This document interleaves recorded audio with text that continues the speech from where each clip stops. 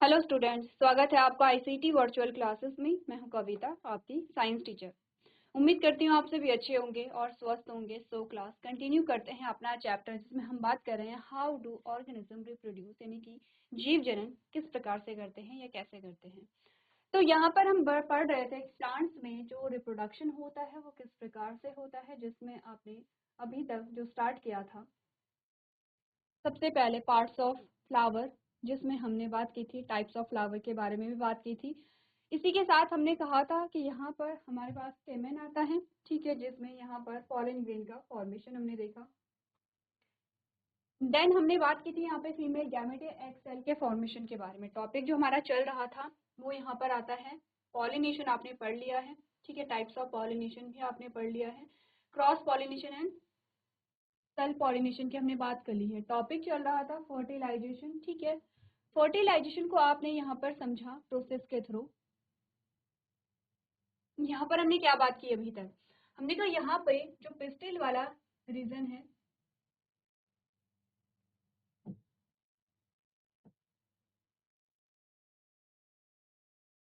यहाँ पे क्या हुआ पॉलिनेशन। अब आपसे क्वेश्चन कैसे पूछे जाते हैं, देखिए। जो पॉलिनेशन की प्रोसेस है उसमें कौन सा पिस्टिल का कौन सा भाग हिस्सा लेता है। आप ये नहीं कहेंगे कि पूरी पिस्टिल ही भाग ले रही है। आपने कहा पॉलिनेशन को आपको पूछा गया, एक पर्टिकुलर प्रोसेस के बारे में आपसे पूछा गया है। आपने कहा पॉलन ग्रेन जो है वो यहाँ पे जो स्टिग्मा है, स्टिग्मा पे आता है।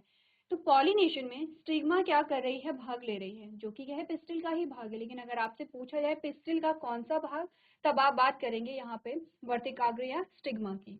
पॉलन ग्रेन यहाँ पे आया। आपने कहा पॉलन ग्रेन सबसे पहले पॉलन ग्रेन से क्या बनी, पॉलन ट्यूब बनी, जिसे हम कहते हैं पराग नलिका। क्या कहेंगे इसे, पराग नली या पराग नलिका, ठीक है। यहाँ पर पराग नली किस प्रकार से बनती है, जो हमारी वेजिटेटिव सेल थी, कौन थी हमारी वेजिटेटिव सेल, ये यहाँ पे वेजिटेटिव सेल थी। वेजिटेटिव सेल और उसके अलावा एक और सेल थी जिसे हम क्या कह रहे थे, जनरेटिव सेल कह रहे थे इस प्रकार से। तो जनरेटिव सेल में क्या हुई, माइटोसिस हुई, और उससे आपने कहा कि यहाँ पे क्या हुआ, आपने देखा यहाँ पे दो मेल गैमेट का फॉर्मेशन हुआ। मेल गैमेट का फॉर्मेशन हुआ तो मेल गैमेट पॉलन ट्यूब से होते हुए कहाँ जाते हैं, सिनर्जिड जाते हैं, सिनर्जिड में एंटर होते हैं। ये भी आपसे पूछा जाता है कि जो पॉलन ट्यूब है वो सबसे पहले एंटर कहाँ पे होती है, तो आप कहेंगे सिनर्जिड में। एक्सेल में नहीं होगी क्योंकि यहाँ पे एक्सेल भी है, बट एक्सेल में एंट्री नहीं होती है, एंट्री होती है सिनर्जिड में। सिनर्जिड के थ्रू जो यहाँ पे एक मेल गैमेट है वो फ्यूज हो जाएगा यहाँ पर फीमेल गैमेट के साथ, ठीक है। ठीक है, ये फीमेल गैमेट बना लेते हैं और यहाँ पे मेल गैमेट है। गैमेट का जो फ्यूजन होता है, आपने कहा fusion of male and female gamete.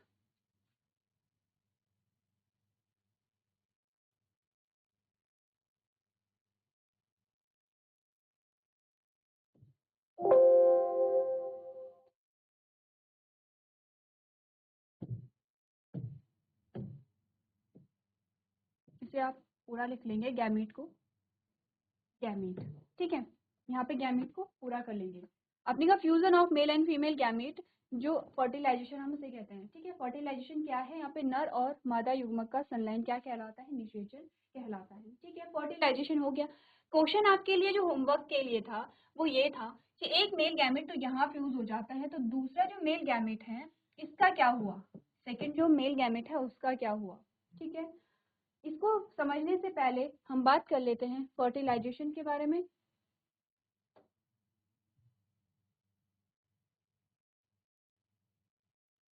चलिए पढ़ लेते हैं फर्टिलाइजेशन को सबसे पहले। आपने कहा fertilisation can be defined as the fusion of male gamete यानी कि पॉलन ट्यूब, पॉलन। चलिए, तो हमने यहाँ पे बात की है जो फर्टिलाइजेशन है, fertilisation can be defined as the fusion of male gamete यानी कि पॉलन, ठीक है। जो पॉलन ग्रेन है उसके अंदर ही क्या होंगे, मेल गैमेट होंगे विद द फीमेल गैमेट यानी कि ओवम। ओवम क्या है, एक्सेल, ओवम, फीमेल गैमेट, सब एक ही चीज यहाँ पर है। टू फॉर्म डिप्लॉइड जाइगोट, तो सबसे पहले हमने बोला कि जब फ्यूजन हुआ यहाँ पे गैमेट का, तो यहाँ पे क्या होता है, जाइगोट का फॉर्मेशन होता है। It is a physico-chemical process which occurs after pollination of the carpels, ठीक है। हमने कहा कि यहाँ पर क्या है, ये फिजिको केमिकल प्रोसेस है। फिजिको केमिकल का मतलब है कि ये फिजिकल प्रोसेस भी है और केमिकल प्रोसेस भी है, ठीक है। फिजिकली भी आपने देखा और केमिकली भी आपने देखा। नेक्स्ट हमने कहा the complete series of this process takes place in zygote to develop into the seed. आपने कहा कि ये जो पूरी प्रोसेस हो रही है ये क्यों हो रही है, ताकि जो जाइगोट है वो यहाँ पे सीड में कन्वर्ट हो सके। फर्टिलाइजेशन प्रोसेस को समझेंगे।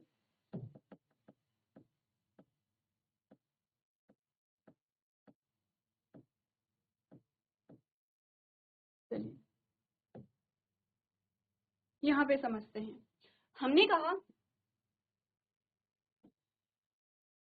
ये हमारे पास है ओव्यूल, ठीक है। पूरा भाग नहीं बनाएंगे, सिर्फ ओव्यूल को बनाएंगे।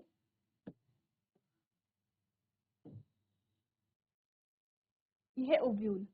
आपने कहा कि यहाँ पर थी सिनर्जिड, ये थी एक्सेल, ठीक है, ये सिनर्जिड है। यहाँ पर दो पोलर न्यूक्लियाई हैं और यहाँ पर हमारे पास आती हैं एंटीपोडल सेल। अभी तक जो आपने समझा वो समझा फर्टिलाइजेशन को,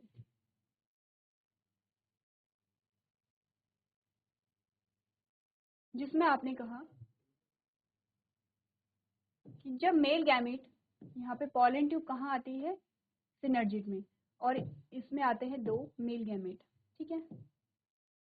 अब आप ये नहीं कहेंगे कि जो प्रीवियस हमारा डायग्राम था उसमें हमने ग्रीन से फीमेल गैमेट को बनाया था, रेड से हमने मेल गैमेट को बनाया था। यहाँ पे कलर को नहीं देखना है, आपको चीजों को समझना है। अलग अलग कलर इसलिए बनाए गए हैं ताकि आपको समझ आए कि यहाँ पे एक न्यूक्लियस तो यहाँ पे एक्सेल के साथ फ्यूज हुआ है, तो दूसरा न्यूक्लियस क्या हो रहा है या वो कहाँ फ्यूज हो रहा है, ठीक है। हमने कहा पहला जो यहाँ पे न्यूक्लियस है, यहाँ पे जो पहला गैमेट है वो तो एक्सेल के साथ फ्यूज हो जाता है। तो हमने कहा ये हमारे पास थी एक्सेल या फीमेल गैमेट, और ये यहाँ पर हो गया है फ्यूजन। फ्यूजन, ठीक है। जब फ्यूजन यहाँ पे हो जाता है, यानी कि फर्टिलाइजेशन जब यहाँ पे हो जाता है, अब सिनर्जिड जो है वो यहाँ से रिमूव हो जाती हैं, सिनर्जिड रिमूव हो जाएंगी। एंटीपोडल जो सेल हैं वो भी यहाँ से रिमूव हो जाएंगे। रिमूव कर दें इसे।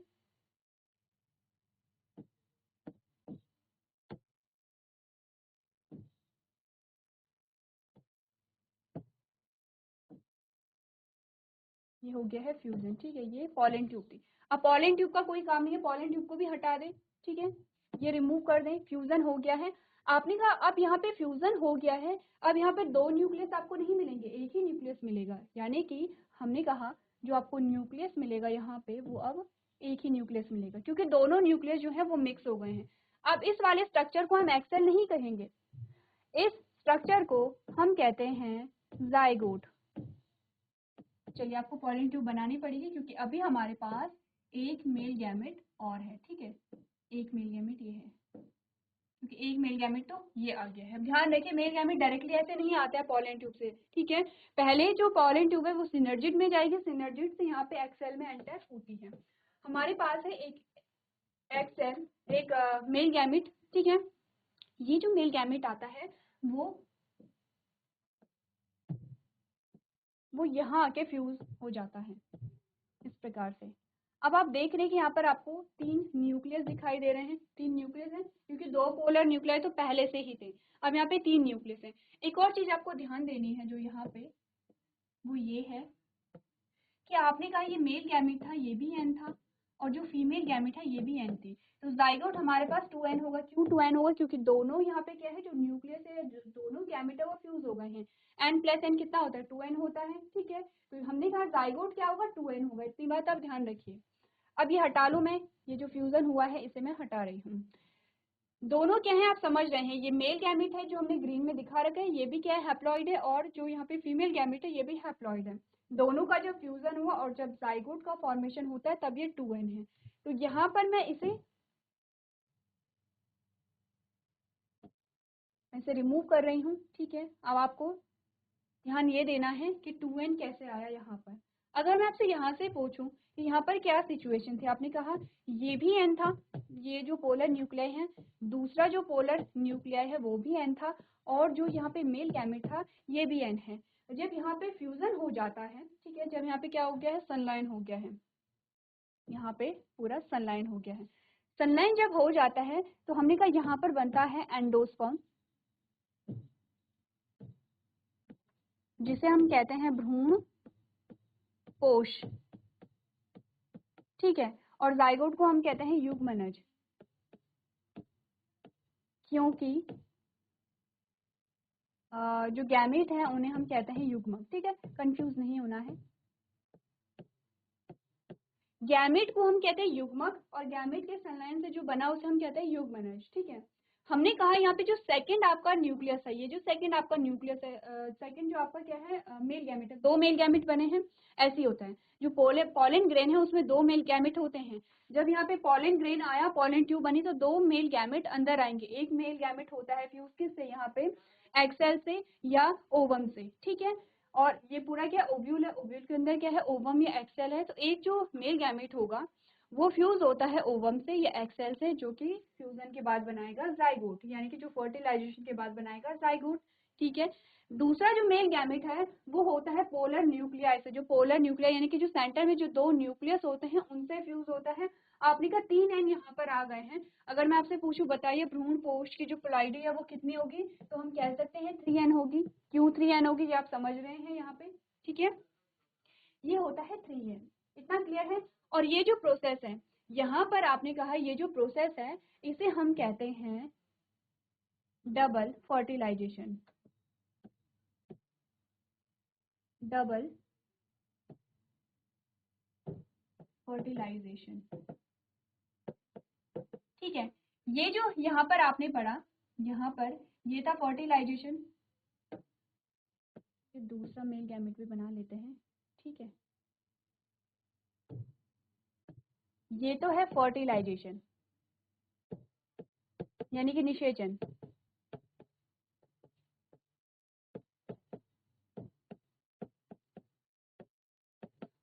ये तो है फर्टिलाइजेशन यानी कि निषेचन। डबल फर्टिलाइजेशन यानी कि दोहरा निषेचन। आपसे पूछा जाता है, ध्यान रखिए, इंपॉर्टेंट है कि निषेचन व दोहरे निषेचन में अंतर बताइए, या दोहरे निषेचन के पश्चात क्या बनता है और निषेचन के पश्चात क्या बनता है। ये तो डबल फर्टिलाइजेशन हो गया है और यहाँ पे फर्टिलाइजेशन हो गया है, ठीक है। पहले फर्टिलाइजेशन में आपके पास बनता है जाइगोट, और जो आपका सेकेंड जो फर्टिलाइजेशन है या जो डबल फर्टिलाइजेशन है उसमें बनता है एंडोस्पर्म, ठीक है। इसको हम ट्रिपल फ्यूजन भी कहते हैं। सेम जो डबल फर्टिलाइजेशन है, अब मैं हटा दूं यहाँ पर, आप समझ रहे हैं इनके प्लॉइड को, ठीक है।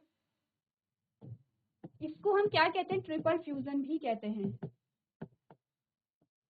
ट्रिपल फ्यूजन क्यों कह रहे हैं, समझ रहे हैं आप लोग, यहाँ पे लिख लेते हैं, क्योंकि ये भी एन है, क्योंकि ये भी एन है, क्योंकि ये भी एन है, ठीक है।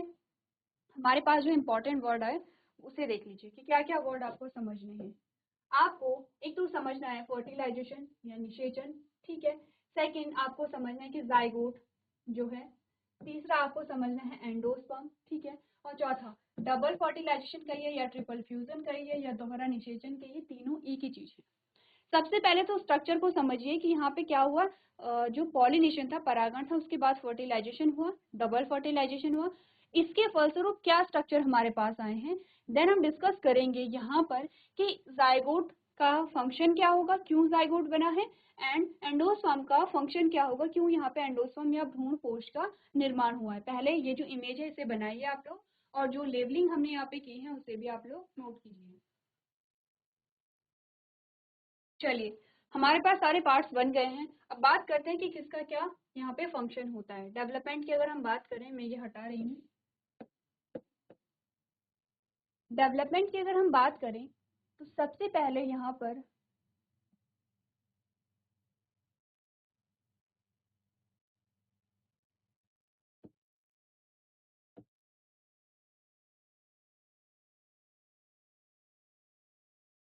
चलिए, हमारे पास है जाइगोट,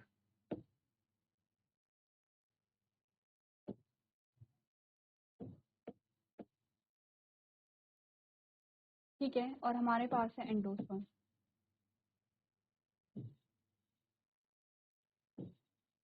सबसे पहले यहाँ पे जो एंडोस्पर्म का डेवलपमेंट स्टार्ट होता है, ठीक है। पहले क्या बनेगा, प्राइमरी एंडोस्पर्म बनेगा। यहाँ पर एक्चुअली में क्या होता है, ये अभी पूरा एंडोस्पर्म नहीं बना है, यहाँ पे डेवलपमेंट होगा इस प्रकार से, ठीक है। ये है हमारा जाइगोट यहाँ पे, ठीक है, ये तो हमारा जाइगोट है। जो एंडोस्पर्म है एंडोस्पर्म को हम अलग कलर में दिखा देते हैं, ठीक है। जो एंडोस्पर्म है यहाँ पर,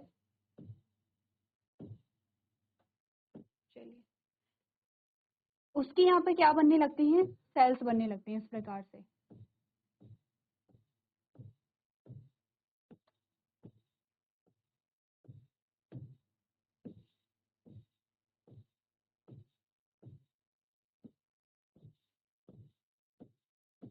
ठीक है, पहले तो एंडोस्पर्म ऐसा होगा, फिर जो एंडोस्पर्म है वो इस प्रकार से इनकी क्या बनने लगती हैं, सेल्स बनने लगती हैं। क्योंकि एंडोस्पर्म का काम होता है क्या करना, यहाँ पे नरिशमेंट प्रोवाइड करना, किसे, जो डेवलपिंग जाइगोट होता है उसे। क्योंकि ये जो जाइगोट है यही आगे चल के क्या बनाएगा, यहाँ पे सीड का फॉर्मेशन करेगा, यानी कि बीज का निर्माण करेगा। तो यही क्या बनाता है, सीड में कन्वर्ट होता है, सीड में डेवलप होता है। यहाँ पर इस डेवलपिंग जाइगोट को एंडोस्पर्म क्या देता है, नरिशमेंट देता है, न्यूट्रिशन प्रोवाइड कराता है, पोषण प्रदान करता है। तो सबसे पहले आपसे पूछा जाता है कि जाइगोट और एंडोस्पर्म में पहले डेवलपमेंट किसका होगा। आपने कहा पहला जो डेवलपमेंट है वो एंडोस्पर्म का होता है, और पहले क्या बनेगा, यहाँ पे प्राइमरी एंडोस्पर्म होता है। पहले तो यहाँ पे बनेगा प्राइमरी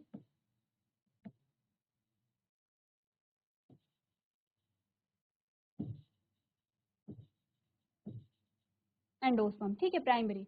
उसके बाद अगर हम इसकी बात करें तो ये हमारे पास मैच्योर एंडोस्पर्म बना है, यानी कि अब क्या है, परिपक्व भ्रूण कोश का यहाँ पे क्या हो गया है, निर्माण हो गया है। जब यहाँ पे एंडोस्पर्म पूरा यहाँ पे कंप्लीट, इसका पूरा कंप्लीट डेवलपमेंट हो जाता है, अब यहाँ पे डेवलपमेंट होगा जाइगोट में। अब जो जाइगोट है उसमें डेवलपमेंट होगा, ठीक है। और जब ये सीड बनेगा तो ध्यान रखिए, पहले क्या आता है, हमने कहा सीड के अंदर ही क्या होगा, एम्ब्रियो होगा, सीड या एम्ब्रियो, बीज के अंदर ही क्या होता है, एम्ब्रियो होता है। जब आपने देखा होगा, हमने कहा कि जो बीज है, जब बीजों को दो भागों में विभाजित किया जाता है तो हमने क्या कहा था, दो कॉटलीडॉन पड़े थे उसके, इस प्रकार से बनाए थे।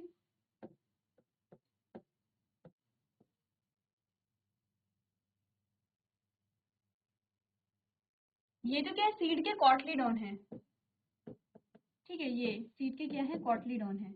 आपने कहा यहाँ पर हमारे पास आता है प्लम्यूल, और ये हमारे पास आता है रेडिकल। तो यहाँ पर क्या होते हैं, ये जो कहलाती है वो कहलाती है एम्ब्रियोनल एक्सिस, क्योंकि यहीं से तो, कि यहीं पे क्या है, जो एम्ब्रियो है वो होगा, यहीं से तो क्या है, नए प्लांट का फॉर्मेशन होगा।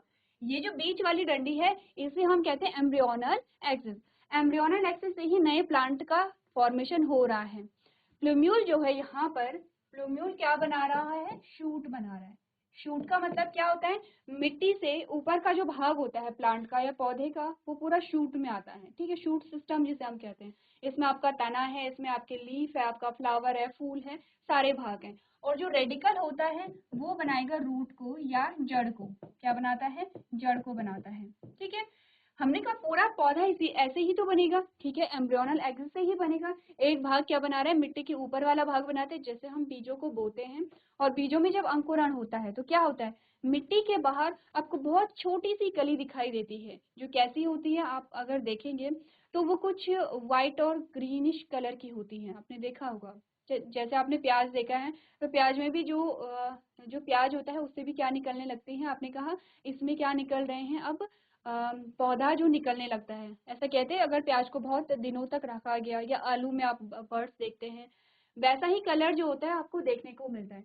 जो ऊपर आपको दिख रहा है हल्का सा, जो छोटे छोटे पार्ट्स होते हैं, आप कहते हैं कि जो पौधा है अब वो अंकुरित हो गया, उसमें जर्मिनेशन हो गया है। तो जो आप भाग ऊपर देख रहे हैं वो नीचे भी बढ़ेगा, नीचे क्या करेगा, ये जड़ का निर्माण करेगा। तो इसी एम्ब्रियोनल एक्सिस से क्या बनता है, यहाँ पर पूरा प्लांट बनता है। और ये जो एम्ब्रियो है ये कहाँ पर होगा, आपने कहा बीज में बंद होता है। ये तो इस प्रकार से सीड को हमने खोला हुआ है, ठीक है, ऐसे सीड को हमने खोला हुआ है। सीड कैसे होगा, ऐसे बंद होगा, ठीक है। और इसी सीड के अंदर क्या होता है, एम्ब्रियो होता है। और यही जो एम्ब्रियो होता है यही क्या करता है, फ्यूचर प्लांट बनाएगा, ठीक है। इसी से क्या होता है, पौधे का निर्माण होगा, एम्ब्रियो से ही पौधे का निर्माण होगा। तो ये हमने कहा सीड का तो निर्माण इस प्रकार से होता है। तो फल, आपने कहा क्योंकि ये जो यहाँ पर आप ओव्यूल देख रहे हैं ये किसमें है, ये जो ओव्यूल आप देख रहे हैं ये किसमें है, ओवरी में है। यहाँ पर था, ये ओवरी हमने कही थी, पिस्टिल के जब हमने भाग पढ़े थे तो हमने कहा था लास्ट जो फूला हुआ भाग है वो ओवरी है। तो धीरे धीरे जैसे जैसे यहाँ पे बीज का निर्माण होता है, ये जो बाहर की कवरिंग है ये पकने लगती है, मैच्योर हो जाती है, और इसे हम क्या करते हैं, फल के रूप में प्रयोग में लाते हैं। तो ये बाहर बना फल और इसके अंदर बना बीज। यहाँ पर ऐसा ही होता है कि फल के अंदर क्या होते हैं, बीज होते हैं, और बीज के अंदर क्या होगा, एम्ब्रियो यहाँ पर होगा। इस प्रकार से पूरी प्रोसेस यहाँ पर होती है। आगे जब आप जाएंगे 11th-12th में तब आप बहुत ज़्यादा डिटेल में चीज़ों को समझेंगे, लेकिन अगर आपने इतना समझ लिया है तो आगे की जो चीज़ें हैं वो आपके लिए बहुत ईजी होने वाली हैं, क्योंकि हमने कोशिश की है कि जो टॉपिक है वो हम और अच्छे से समझें। अगर आपने ये सारी चीज़ें समझ ली हैं तो आपके लिए बहुत कम ऐसी चीज़ें होंगी जो आप आगे हायर क्लास में एडवांस में पढ़ेंगे। तो एक बार इन चीज़ों को देखिए, नोट कीजिए, उसके बाद हम थ्योरी पोर्शन को यहाँ पे कंप्लीट करेंगे। चलिए, तो यहाँ तक की बात क्लियर है। आगे बढ़ते हैं और बात करते हैं यहाँ पर थ्योरी पोर्शन के बारे में।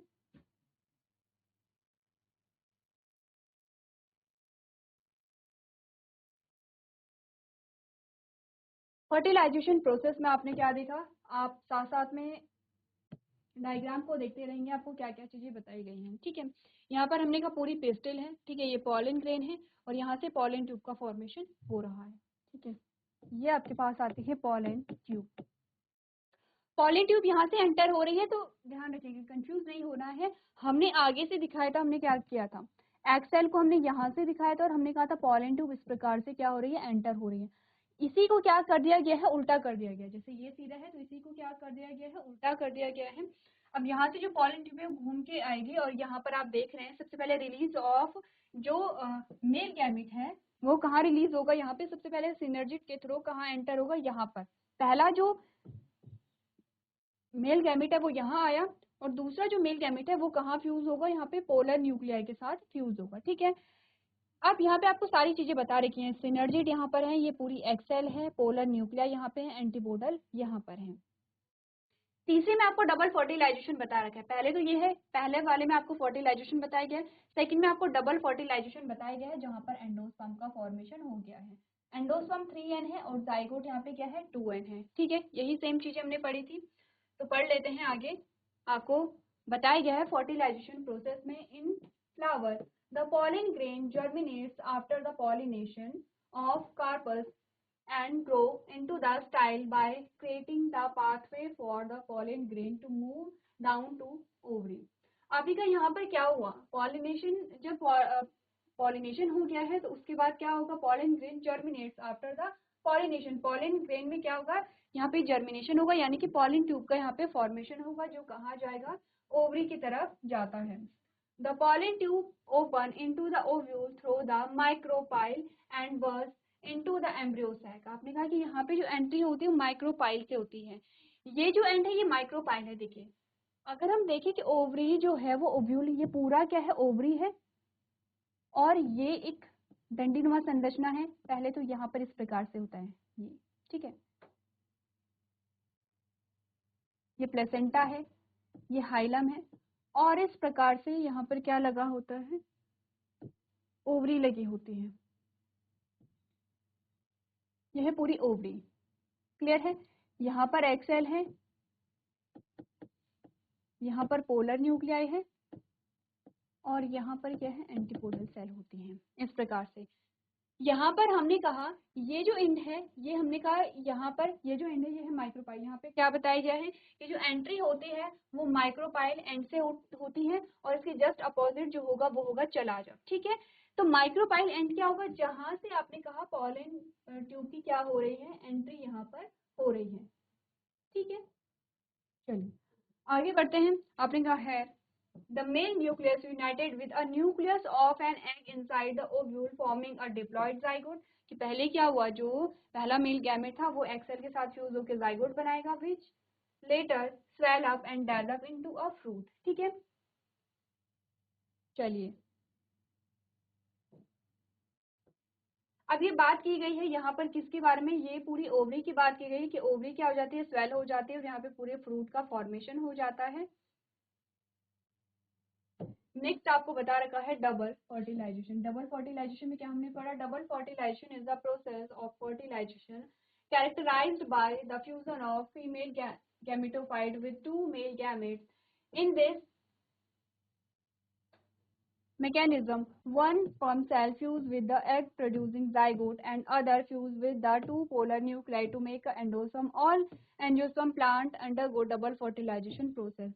अब अगर आपने चीजों को समझ लिया है, ये पूरी प्रोसेस अगर आपने समझ ली है, जरूरी नहीं है कि आपको ये ही नोट करना है, आप अपनी लैंग्वेज बना सकते हैं, लेकिन आपको एक तो प्रोसीजर जो है, जो सीक्वेंस है, सीक्वेंस वाइज बताना है, और जो लेवलिंग है वो आपको पूरी बतानी है। ठीक है, एक बार आप लोग क्या करेंगे, ये जो डायग्राम है इसे नोट कीजिए और अपनी लैंग्वेज में पूरी प्रोसेस को बताइए कि फर्टिलाइजेशन में क्या हुआ है और डबल फर्टिलाइजेशन में क्या हुआ है। चलिए आगे बढ़ते हैं। यहाँ पर डबल फर्टिलाइजेशन तक की बात हो गई है। अब हम बात करेंगे यहाँ पर रिप्रोडक्शन इन ह्यूमन बीइंग, जो कि हम अपने नेक्स्ट लेक्चर में कंटिन्यू करेंगे। अभी तक आपको क्या करना है, यहाँ पर आपने कहा अगर आपने प्लांट्स में रिप्रोडक्शन को पढ़ा है तो ध्यान से आपको चीजें करनी है, सीक्वेंस वाइज करनी है। सबसे पहले फ्लावर को समझना है, फूल को समझना है, फूल के कौन कौन से भाग होते हैं। ठीक है, अब आप सारे भागों को पहले पढ़ेंगे, फिर आप बात करेंगे उन भागों के बारे में जो कि यहाँ पे प्रजनन में शामिल हैं, यानी कि स्टेमेन और पिस्टिल, उनके पार्ट्स को आप पढ़ेंगे। देन आप बात करेंगे कि गैमेट का फॉर्मेशन कैसे हुआ है, युग्मक का निर्माण कैसे हुआ है, उस प्रोसेस को समझेंगे। जब गैमेट बन गए हैं, गैमेट का ट्रांसफर होगा, गैमेट के ट्रांसफर के बाद के इवेंट्स होंगे, और एट लास्ट आपके पास जो रिजल्ट आता है उसके बारे में आप लोग यहाँ पे बात करेंगे। ठीक है, ये तो हुआ रिप्रोडक्शन इन प्लांट्स। अब हम बात करेंगे ह्यूमंस की, कि ह्यूमंस में किस प्रकार से यहाँ पे रिप्रोडक्शन की प्रोसेस होती है। सेम चीजें चलेंगी जो आपने प्लांट में पढ़ा है, जो सीक्वेंस, वही सीक्वेंस हम यहाँ पे पढ़ेंगे। सबसे पहले हम रिप्रोडक्टिव सिस्टम को पढ़ेंगे कि रिप्रोडक्टिव सिस्टम जो है वो किस प्रकार का होता है। ठीक है, देन हम बात करेंगे गैमेट फॉर्मेशन यहाँ पे कैसे हुआ होगा। गैमेट फॉर्मेशन के बाद आपने कहा कि फर्टिलाइजेशन पढ़ेंगे, फर्टिलाइजेशन के बाद जो एम्ब्रियो है उसमें डेवलपमेंट कैसे हुआ है, इन सारी चीजों को समझेंगे। तो सबसे पहले आपको समझना है चेंजेस ड्यूरिंग प्यूबर्टी, प्यूबर्टी में क्या क्या चेंजेस हुए हैं, क्योंकि आपने ये जो चैप्टर है क्लास 8th में आपने पढ़ा है, जिसमें आप एडोलेसेंस के बारे में बात आपने की है, और आपने समझा है कि यहाँ पे जब प्यूबर्टी आती है, किशोरावस्था आती है, तो क्या क्या चेंजेस होते हैं। यहाँ पे गर्ल्स एंड बॉयज में अलग अलग प्रकार के चेंजेस होते हैं, क्यों चेंजेस हो रहे हैं, क्या उसकी एज होती है, इन सभी चीजों के बारे में आपने पढ़ा है। एक बार आप पढ़ के आएंगे किशोरावस्था के बारे में। देन हम बात करेंगे यहाँ पर रिप्रोडक्टिव सिस्टम, जिसमें सबसे पहले male reproductive system, then female reproductive system की यहाँ पे बात होगी। तो सबसे पहले आप पढ़ करके आएंगे किशोरावस्था के बारे में। नेक्स्ट जो हमारा लेक्चर होगा हम स्टार्ट करेंगे यहाँ पर किशोरावस्था में क्या क्या परिवर्तन होते हैं बॉडी में, उसके बारे में। तो आज के सेशन में हम इतना ही करेंगे। अभी तक क्लास में बने रहने के लिए आपका धन्यवाद।